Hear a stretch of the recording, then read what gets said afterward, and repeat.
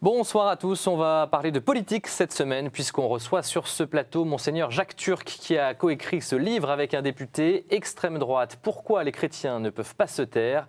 Pour en parler également sur ce plateau, Louis Dauphren, directeur de la rédaction de Radio Notre-Dame.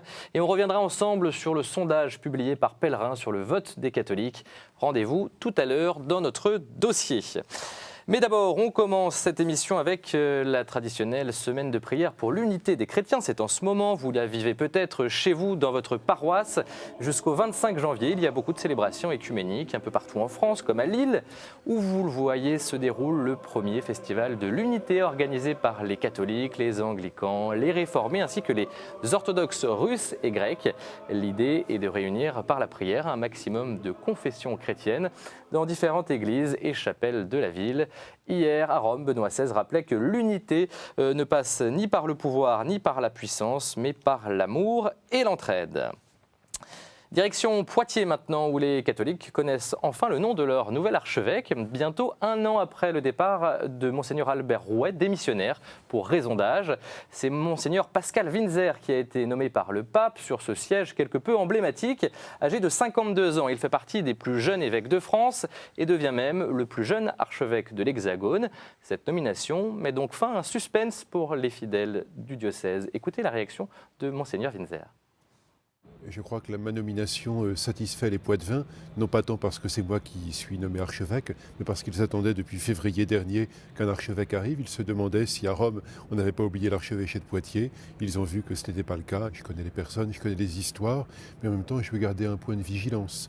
Connaître, ça peut être aussi un piège. On croit connaître et puis finalement on agit trop vite. Et je dois garder à l'esprit cette attention aux réalités que je crois connaître, parce qu'on ne connaît jamais vraiment le fond des choses, ni le cœur des personnes. Monseigneur Winzer, qui sera installé archevêque le 18 mars prochain dans la cathédrale de Poitiers. À Paris, il y a désormais une chapelle dédiée au bienheureux Louis et Zélie Martin, parents de Sainte Thérèse de Lisieux. Ils ont été béatifiés en 2008 par Benoît XVI. Cette chapelle se situe dans la basilique Notre-Dame des Victoires que fréquentait la famille Martin à son époque. Cette nouvelle chapelle qui abrite des reliques du couple est le premier lieu de culte en France placé sous le patronage des bienheureux. Un lieu de prière notamment pour les couples et les familles que Monseigneur Jérôme Beau, évêque auxiliaire de Paris, a inauguré lundi soir. On l'écoute à propos de la vocation de cette chapelle. Les bienheureux Louis et Zélie Martin méritaient bien un sanctuaire dans Paris et je crois que ce qu'ils apportent comme visage de l'Évangile aujourd'hui pour le monde contemporain est vraiment une lumière et je pense que cette lumière devait briller dans Paris. Les jeunes d'aujourd'hui qui souhaitent pouvoir se marier, s'engager, se donner l'un à l'autre, voient que c'est réalisable, voient que c'est un beau chemin que le chemin du sacrement du mariage, voit que le sacrement du mariage vécu dans l'amour et la fidélité au Seigneur est une lumière pour toutes les familles qui ont des difficultés ou qui n'ont pas vécu jusqu'au bout leur sacrement, mais dans ces familles-là, chacun retrouve à la fois la guérison et l'espérance. Je vous propose maintenant de voir des images assez spectaculaires. Regardez, vous allez le voir, la scène se déroule à Issy-les-Moulineaux, donc pas loin d'ici. Ces anges ont retrouvé leur place sur le pinacle de la grande chapelle du séminaire de Saint-Sulpice. La croix sauve le monde, c'est le nom de cette statue qui vient d'être restaurée, un bronze de 3 tonnes qui date du 19e siècle. Avant de monter au ciel en présence du député maire de la ville, les anges ont été bénis par le recteur du séminaire. Cette montée au ciel met fin à la restauration extérieure de la grande chapelle du séminaire, restauration qui a du sens pour le recteur du séminaire. On l'écoute. L'entretien de la beauté de ce domaine, c'est aussi pour nous un acte d'espérance, que cette maison a toujours un bel avenir devant elle. On construit pour les générations futures et que nous souhaitons tous que, encore pour de nombreux siècles, pourquoi pas, eh bien, de nombreux jeunes viennent ici vivre ce temps de formation, ce temps de séminaire pour être les prêtres et les apôtres d'aujourd'hui et de demain. Dans le reste de l'actualité, alors que la question de l'immigration revient régulièrement dans le débat politique, cette semaine c'était au Sénat autour de la circulaire Guéant. Les catholiques, eux, vivaient dimanche dernier la journée mondiale du migrant et du réfugié, avec dans les diocèses de France beaucoup d'initiatives sur le thème de la nouvelle évangélisation. Nous nous sommes rendus dans le diocèse d'Angers qui, pour l'occasion, avait demandé aux paroisses de prendre en main l'organisation de la journée avec des migrants. Reportage du côté de Saumur. Quel accueil attendrions-nous du notaire d'asile ? À Bagneux, près de Saumur, c'est en ces mots que le père Luc David a commencé son homélie. Il a repris l'une des règles d'or de l'Évangile sur l'accueil de son prochain. Alors que souvent on dit « ne fais pas aux autres ce que tu ne veux pas qu'on te fasse », Jésus dit « prenez l'initiative, faites aux autres ce que vous voulez que l'on vous fasse ». Une piqûre de rappel qui a une résonance particulière en ce jour. Deux petites Érythréennes de quelques semaines sont baptisées. Pour les parents de Martha, sans aucune ressource et arrivée en France depuis moins de 6 mois, cette bénédiction est une priorité. Pour nous, ce qu'il y a d'essentiel, c'est ce lien avec l'Église, avec notre foi, avec la chrétienté. Même si nous avons des problèmes, nous voyons bien que nous sommes en communion avec les gens, que nous faisons partie d'une communauté.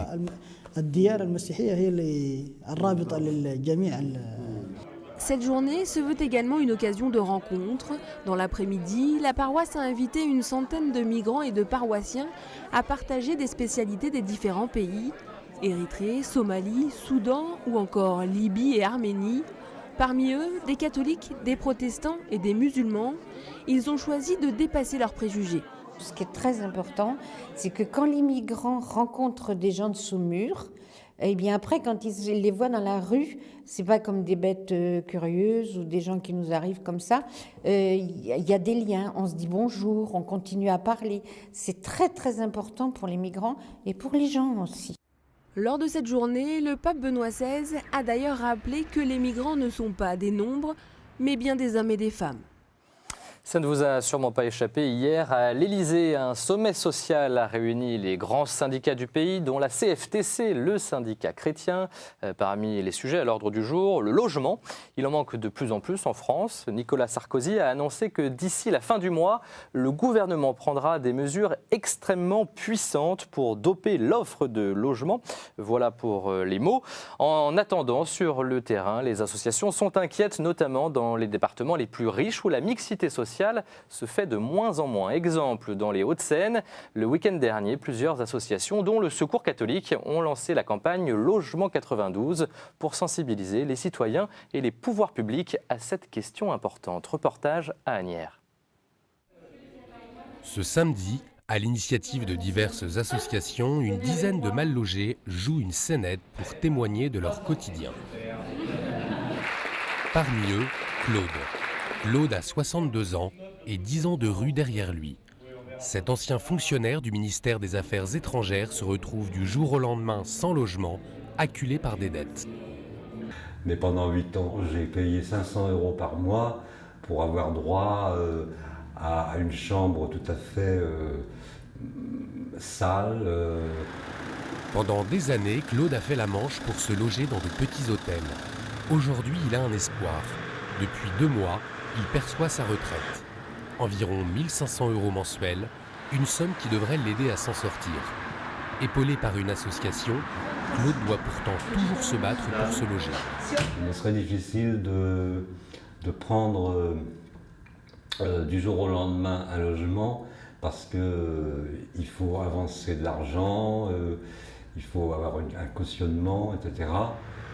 Seul, sans famille, Claude comprend qu'il n'est pas prioritaire pour louer un logement social. Alors il continue ses démarches, sans se faire d'illusions. Et on souhaite bonne chance à Claude, bien entendu. Et puis une dernière information en Belgique. Sachez que dans le cadre de l'enquête sur les affaires de pédophilie au sein de l'Église, la police a lancé une série de perquisitions dans plusieurs évêchés du pays. Les porte-paroles des diocèses concernés ont affirmé que tout s'est passé dans le calme et avec respect, dans un souci de transparence. Voilà, tout de suite, il est temps de passer à la chronique de la semaine de Monseigneur Di Falco qui a choisi de parler de politique.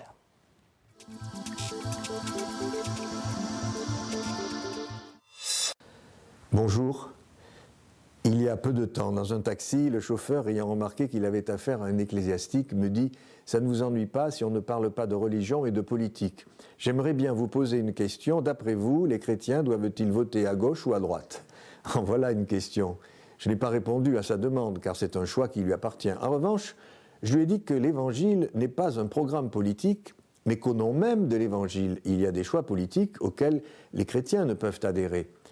Il s'agit alors de reconnaître de quelle manière chaque programme aborde les grandes questions qui nous concernent tous. Et ces questions, les évêques de France en énumèrent quelques-unes dans leur récente déclaration « Élection, un vote, pour quelle société ?» Les évêques attirent l'attention sur des points qui leur semblent importants de prendre en compte en vue des prochaines élections, qu'il s'agisse de la famille, de l'éducation, de la culture, de la jeunesse, du handicap, de la vie dans les banlieues et les cités, des questions d'environnement, d'économie, de justice, d'immigration, de fin de vie, de laïcité et d'autres encore. En fait, il ne s'agit pas de tenter de tirer un programme politique de l'Évangile, mais bien plutôt de lire un programme politique à la loupe de l'Évangile. Toujours dans leur déclaration, les évêques disent à chaque citoyen, à chacun de vous donc, il revient d'examiner comment les programmes et les projets des partis et des candidats traitent ces différents points et de déterminer si ces approches sont cohérentes ou non avec la société dans laquelle nous voulons vivre, et j'ajouterai si ces approches sont cohérentes avec l'Évangile. Alors bonne préparation aux prochaines échéances électorales et à bientôt. À bientôt, Monseigneur. À dans 15 jours exactement. Tout de suite, quelques-unes de vos hebdos chrétiens ce jeudi.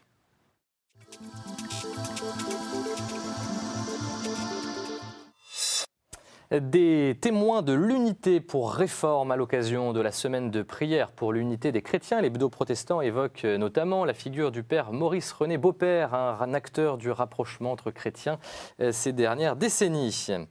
Famille chrétienne qui s'intéresse aux racines chrétiennes de l'école, un trésor sous-exploité pour l'hebdo qui par ailleurs évoque la marche pour la vie qui se déroulera dimanche à Paris. Le rendez-vous annuel des Pro-Vie est désormais encouragé par des évêques de plus en plus nombreux selon FC. Un titre choc maintenant, intégriste, la guerre secrète à la une de l'Avis qui évoque ceux qui veulent noyauter le pape. Dans son enquête, l'hebdo considère qu'une guerre intestine fait rage chez les lefévristes entre partisans et opposants de la réconciliation avec Rome. Et puis à noter la sortie de ce hors-série de l'Avis sur les présidents et Dieu, numéro très instructif en cette période de campagne électorale. Enfin, pour finir, pour qui votent les catholiques, un dossier de 33 pages dans Pèlerin qui publie un sondage selon lequel les catholiques votent à droite et se préoccupent d'abord de l'emploi. Qu'attendent les croyants et l'Église a-t-elle un programme à découvrir donc dans ce numéro spécial passionnant. Voilà une transition toute faite pour passer à notre dossier cette semaine.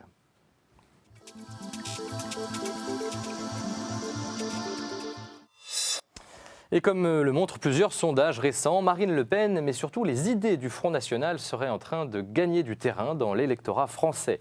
Pourquoi ces idées trouvent-elles tant d'écho dans l'électorat? C'est l'une des questions que pose ce livre, Extrême droite, pourquoi les chrétiens ne peuvent pas se taire, ouvrage coécrit par Monseigneur Jacques Turc et Étienne Pinte, député UMP qui ne cache pas ses convictions chrétiennes. Livre que les auteurs, vous le voyez, présentaient cette semaine lors d'une conférence de presse à l'Assemblée nationale, exactement à Paris. Sur ce plateau, l'un de ses auteurs, Monseigneur Jacques Turc, bonsoir. Bonsoir. Merci d'être avec nous. Vous êtes l'auteur de ce livre, je précise également que vous êtes curé à Issy-les-Moulineaux. Et puis Louis Dauphren, bonsoir. Bonsoir. Merci Louis d'être avec nous. Je rappelle que vous êtes directeur de la rédaction de Radio Notre-Dame. Monseigneur Turc, d'abord une première question sur le sondage de Pèlerin qu'on évoquait à l'instant dans la revue de presse, selon lequel les chrétiens ne voteraient pas moins finalement pour le FN que l'ensemble des Français. Est-ce que c'est quelque chose qui vous surprend ? Non, d'abord parce que les chrétiens... C'est qu'un sondage, je précise. Mais... Non, ce n'est pas surprenant parce que les chrétiens font partie de la société française, donc qu'ils aient un reflet à peu près similaire à ce qui se passe dans la société. Parce que pendant longtemps, on disait que les chrétiens votaient moins pour le Front National que... Il faudrait apporter une nuance quand même, c'est-à-dire que les chrétiens les plus proches de l'Église, disons les pratiquants réguliers, sont ceux qui votent le moins Front National. C'est-à-dire que ce n'est pas une question de voter Front National d'ailleurs, c'est ceux qui sont les plus avertis sur un certain nombre de thèses qui sont incompatibles avec l'Évangile.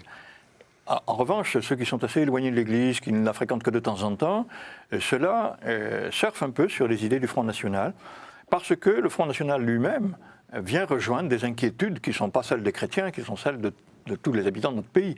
Des inquiétudes normales, absolument légitimes. Et l'intérêt que nous avons eu avec Étienne Pinte était justement de nous dire, mais pourquoi tant d'émotions, pourquoi tant de peur? Nous sommes dans une civilisation absolument nouvelle. Et bon, l'élection tombe dans ce contexte, mais nous n'avons pas écrit ce livre en fonction des élections, en vue des élections, nous l'avons écrit parce que nous faisons une réflexion plus profonde depuis de longues années. Elle a été commencée par René Raymond dans son livre sur les droites françaises, et donc qui balaye toute une vision sur les droites et leur légitimité. Et voilà que nous sommes dans un contexte où ces peurs font qu'on imagine que le meilleur des mondes, ce sera pour demain. Et nous reprenons un certain nombre des thèses qui sont exprimées par l'extrême droite, comme si demain matin, tout allait être plus facile, alors que ce n'est pas tout à fait le cas. Il y a un certain nombre de choses, de repères. Voilà, c'est ça. L'une des raisons pour lesquelles les chrétiens qui sont proches de l'Église ne sont pas attirés par ce vote, c'est qu'en permanence, ils sont en repère avec l'Évangile. Et la doctrine sociale de l'Église. Et la pensée sociale de l'Église, voilà. Louis Dauphren, un mot peut-être sur ce sondage qui concerne les chrétiens et le Front National. Finalement, les chrétiens votent comme l'ensemble de l'électorat, selon vous? Oui, peut-être que même une partie d'entre eux aurait tendance à se détacher du Front National si on observe que Marine Le Pen est moins présente, en particulier sur les thèmes liés à la protection de la vie, sur l'IVG. Elle a un discours qui se détache peut-être d'un certain propos, des propos tenus par Jean-Marie Le Pen à une autre période.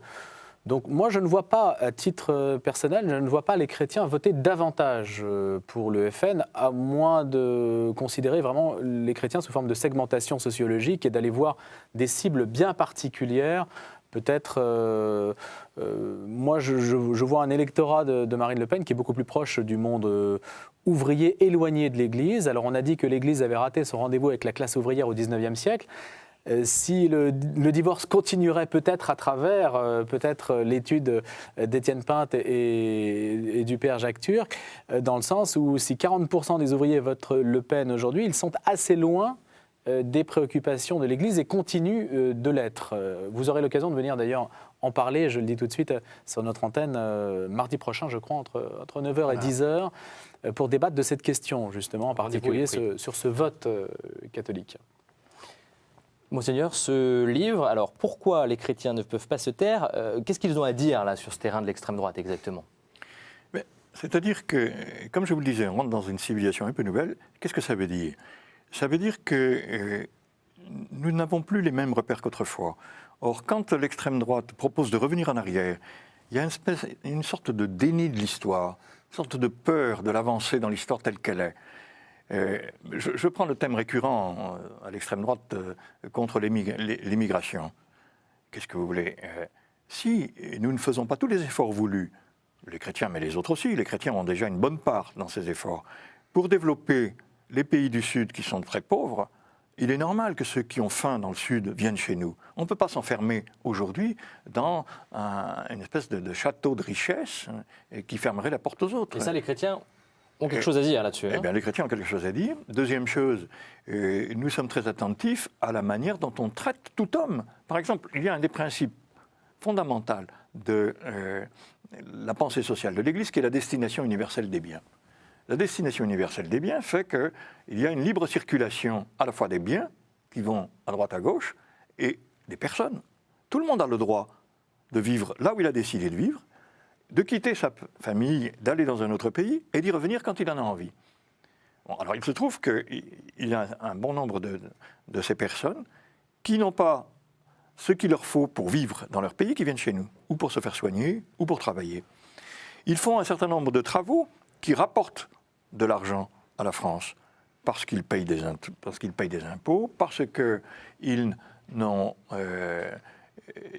font un travail qu'un certain nombre de Français ne font plus, parce que ici dans notre pays, nous devons développer des formations d'un autre type que celles qu'eux-mêmes peuvent assumer. Ont quelque chose à dire autour de ça et rappeler ces choses-là.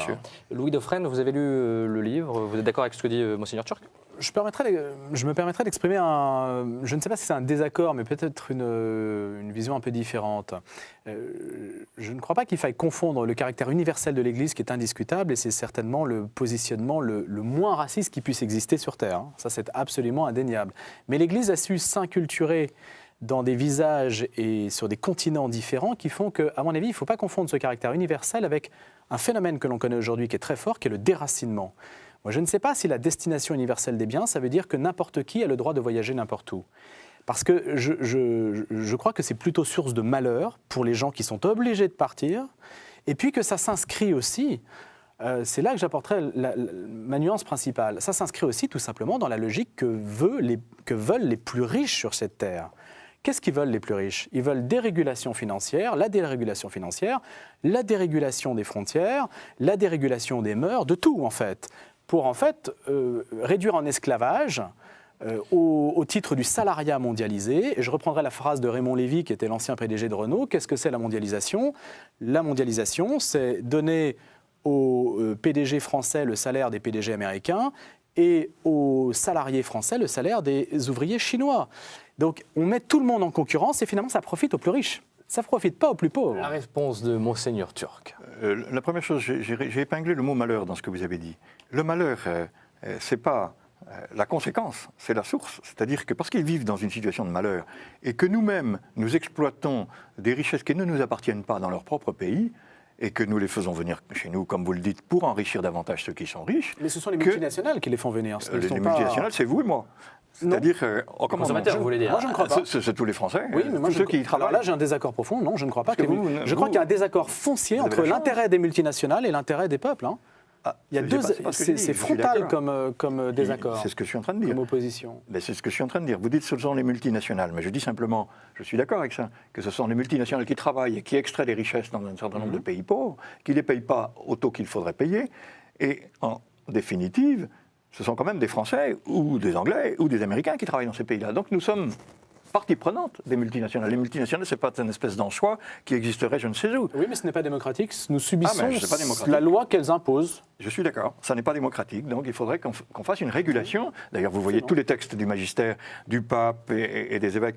Et au moment du G20, il y a eu un texte de Benoît XVI qui a été envoyé au dernier G20 du mois d'octobre pour rappeler que justement qu'il était nécessaire de créer une régulation pour que le phénomène que vous dénoncez n'existe pas.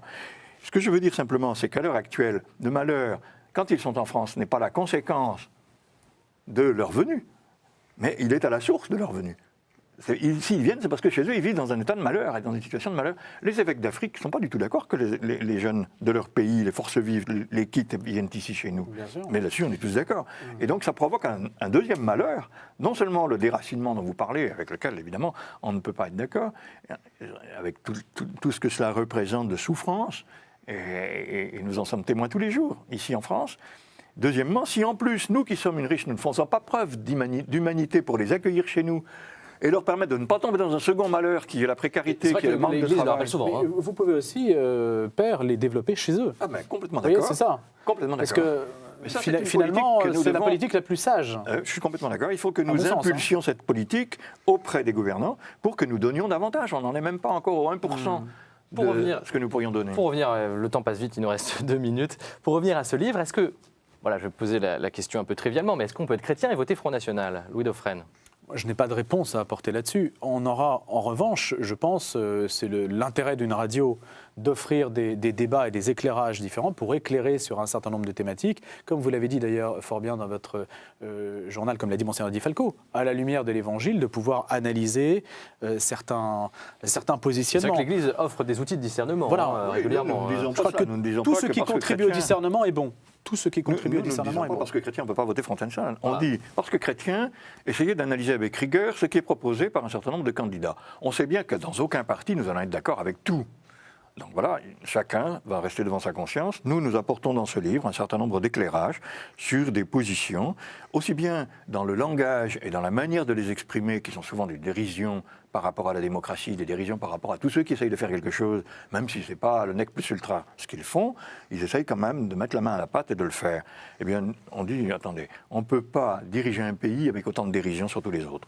Donc, il y a une fraternité, il y a un partenariat que nous aimerions voir surgir dans les thèses de l'extrême droite. Et si elles existaient, peut-être qu'il y a des idées qui seraient intéressantes à reprendre. Mais souvent, il y a des dénonciations de choses sur lesquelles nous sommes d'accord, mais la conclusion, on n'est pas du tout d'accord avec ce qui est proposé. Ce n'est pas possible qu'on aille dans ce sens-là. Merci en tout cas à tous les deux pour cette discussion. On aurait pu encore en discuter plus longtemps. Je rappelle le titre de cet ouvrage, Extrême droite, pourquoi les chrétiens ne peuvent pas se taire. C'est aux éditions de l'Atelier. Un livre coécrit donc par Étienne Pinte, député UMP, député chrétien, et Monseigneur Jacques Turc, qui a donc écrit ce livre et qui est par ailleurs curé à Issy-les-Moulineaux. À très vite sur KTO.